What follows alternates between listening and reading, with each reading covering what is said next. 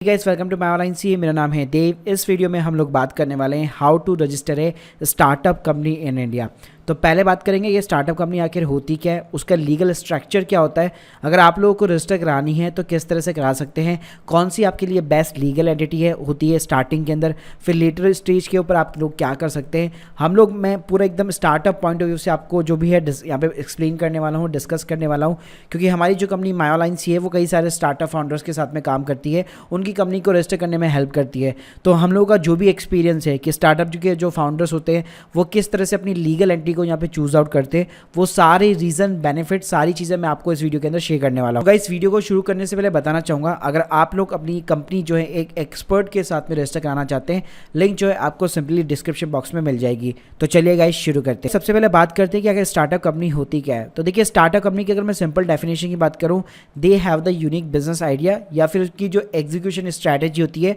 वो काफ़ी डिफरेंट होती है और ट्रेडिशनल बिजनेस से। साथ में गाइस उनके जो बिजनेस आइडिया होते हैं वो काफ़ी ज़्यादा स्केलेबल होते हैं। साथ में अगर लेट सपोज वो कोई भी बिजनेस आइडिया को टेस्ट कर रहे हैं, मार्केट के अंदर वैलिडेट कर रहे हैं, वो लोग चेक कर रहे हैं कि ये बिजनेस आइडिया आगे जाके चलेगा, काम करेगा नहीं करेगा, बिजनेस मॉडल बनेगा नहीं बनेगा, इस टाइप के जितने भी बिजनेस होते हैं वो नॉर्मली यहाँ पे स्टार्टअप कहलाते हैं, जो स्टार्टिंग के अंदर काफ़ी ज़्यादा लॉस के अंदर रहते हैं, लेकिन ऑन द लेटर स्टेज काफ़ी ज़्यादा स्केल करके वो प्रॉफिटेबिलिटी की तरफ पहुँच जाते हैं। वहीं पे गाइस ये स्टार्टअप जो है ये दो तरीके से काम करते हैं, या तो बूट स्ट्रैप होते हैं। बूट स्ट्रैप का सिंपली ये मतलब है कि उनके पास में जो फाउंडर्स के पास में जो खुद का पैसा होता है वही लगा के वो अपना पूरा जो है एक्सपेंसेस वगैरह निकालते हैं। इसके अलावा सेकंड होते हैं फंडेड स्टार्टअप, जिसके अंदर जो एंजल इन्वेस्टर होते हैं या वेंचर जो कैपिटलिस्ट होते हैं, या आजकल तो कई सारी इनक्यूबेटर्स खुल चुके हैं, तो वो सब उनको जो है फंडिंग वगैरह प्रोवाइड करते हैं। उस फंडिंग के थ्रू वो कई सारे जो है सीरीज ए सीरीज बी इस तरह की फंडिंग वगैरह रेज करते रहते हैं, कि जैसे स्टार्टिंग के अंदर मान लीजिए एक एंजल फंडिंग राउंड हो गया, उसके बाद में एक सीरीज ए हो गया, सीरीज बी हो गया।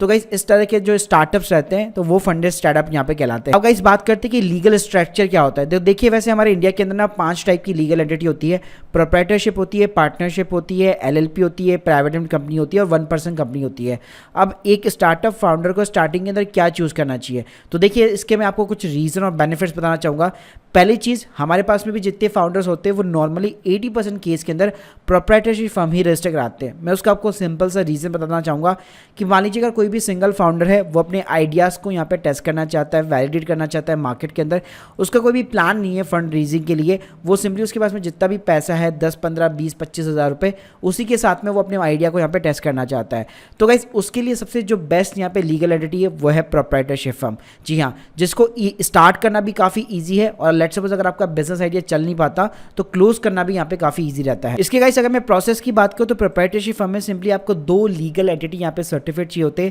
आप किसी भी एक्ट के अंदर यहाँ पे रजिस्टर कर सकते हैं, जैसे एमएसएमई हो गया, जीएसटी हो गया, शॉप एक्ट लाइसेंस हो गया। इसमें आपको कोई भी सेपरेट पैन कार्ड वगैरह नहीं मिलता है, और आपको एक करंट अकाउंट यहाँ पे ओपन करना रहता है। वैसे इसके ऊपर मैंने डिटेल वीडियो ऑलरेडी मैंने बना रखा है, जिसके लिंक मैं आपको डिस्क्रिप्शन बॉक्स में प्रोवाइड कर दूंगा, जहाँ पे आप डिटेल के अंदर चेकआउट कर सकते हैं कि एक प्रोप्राइटरशिप फर्म यहाँ पे कैसे बनती है। उसके बाद में गाइस जो 20% फाउंडर होते हैं उनकी जो मोस्ट पॉपुलर लीगल एंटिटी होती है that is the private limited company, जिसको प्रॉपरली कंपनी रजिस्ट्रेशन भी यहाँ पे कहा जा सकता है। क्योंकि जो प्रोप्राइटरशिप फर्म होती है, जो पार्टनरशिप फर्म होती है, वो बेसिकली एक फर्म होती है, ना कि कंपनी। वहीं पे अगर मैं प्राइवेट लिमिटेड की बात करूँ तो वो एक प्रॉपर यहाँ पे कंपनी होती है, जिसको एमसीए रजिस्टर्ड यानी कि मिनिस्ट्री ऑफ कॉर्पोरेट यहाँ पे रजिस्टर करता है। तो देखिए ये कब यहाँ पे जो है स्टार्टअप के फाउंडर चूज आउट करते हैं, जब मल्टीपल यहाँ पे जो है को फाउंडर्स हो, मतलब एक ही बिजनेस के अंदर 3-4 लोग जो है डायरेक्टर बनना चाहता हो सकता है किसी ने सिर्फ और सिर्फ पैसा लगा रखा है, हो सकता है कोई एक्टिव पार्टनर बनना चाहता हो। तो इस तरह की जब सिचुएशन हो तब आपको प्राइवेट लिमिटेड कंपनी यहाँ पे चूज आउट करनी चाहिए। तो गाइस साथ में जो सिंगल फाउंडर्स भी होते हैं वो भी प्राइवेट लिमिटेड बनवाते हैं।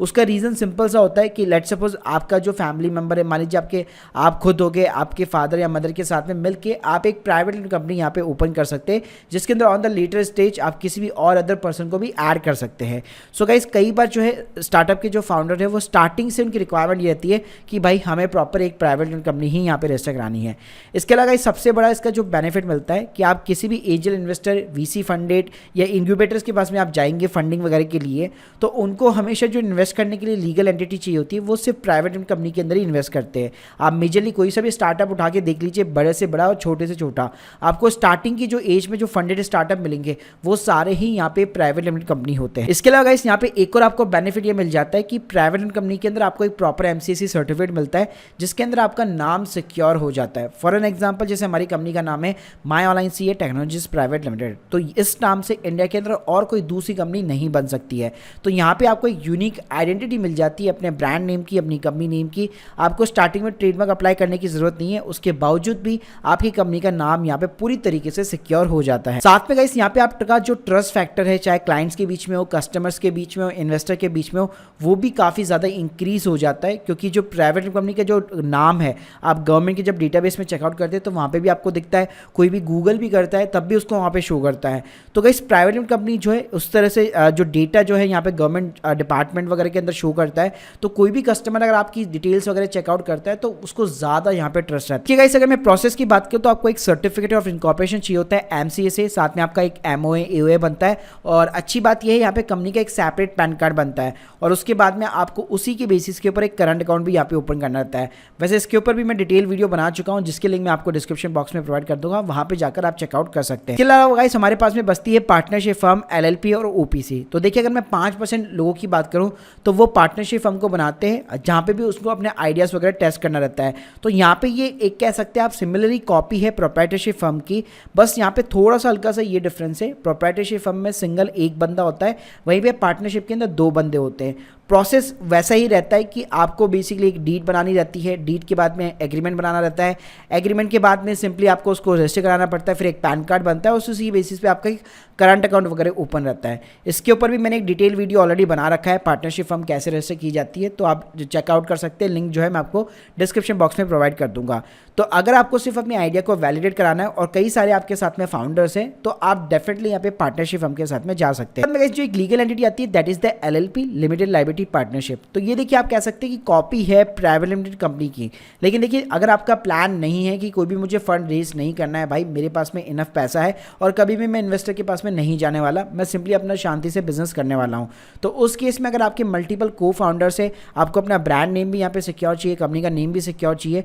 तो उस केस में डेफिनेटली आपको एलएलपी को यहाँ पे चूज आउट करना चाहिए। तो गाइस लास्ट लीगल एंटिटी बचती है ओपीसी, जो कि मेरी थोड़ी सी वन ऑफ द फेवरेट नहीं है, क्योंकि गाइस इसमें क्या होता है, आप कह सकते हैं आपको जो बेनिफिट सारे मिलते हैं वो प्राइवेट लिमिटेड कंपनी वाले ही मिलते हैं, लेकिन यहाँ पे अच्छी बात है आप सिंगल पर्सन यहाँ पे आपको रिक्वायरमेंट है, मतलब कोई भी 2 पर्सन की रिक्वायरमेंट नहीं है जैसे कि प्राइवेट लिमिटेड कंपनी के अंदर होता है। लेकिन देखिए मैं सजेशन देना चाहूँगा, अगर आप कंपेयर करेंगे ओपीसी को प्राइवेट लिमिटेड कंपनी के साथ में तो कॉस्टिंग वगैरह सब कुछ ना सेम आता है, तो इससे बेटर क्या है, अगर आप एक खुद भी यहाँ पे सिंगल फाउंडर है तो सबसे बेटर ये होगा आप एक प्राइवेट लिमिटेड कंपनी बनवाइए, और अगर आपके पास में कोई भी को फाउंडर नहीं है तो आप सिंपली अपने फैमिली मेंबर को यहाँ पे ऐड करवा सकते हैं, ताकि ऑन द लेटर स्टेज जो है अगर आप किसी को ऐड करना भी चाहे तो इजीली कर सकते हैं, जो कि ओपीसी के अंदर यहाँ पे पॉसिबल नहीं हो पाता। ये गाइस मैंने आपको कुछ guidance and tips and tricks बता दी मैंने आपको कि किस तरह से जो स्टार्टअप के फाउंडर होते हैं वो स्टार्टिंग के अंदर लीगल एंटिटी यहाँ पे कैसे चूज आउट करते हैं, प्लस इन सभी के जो लीगल एंटिटी की प्रोसेस के लिंक्स है वो मैं आपको डिस्क्रिप्शन बॉक्स में प्रोवाइड कर दूंगा।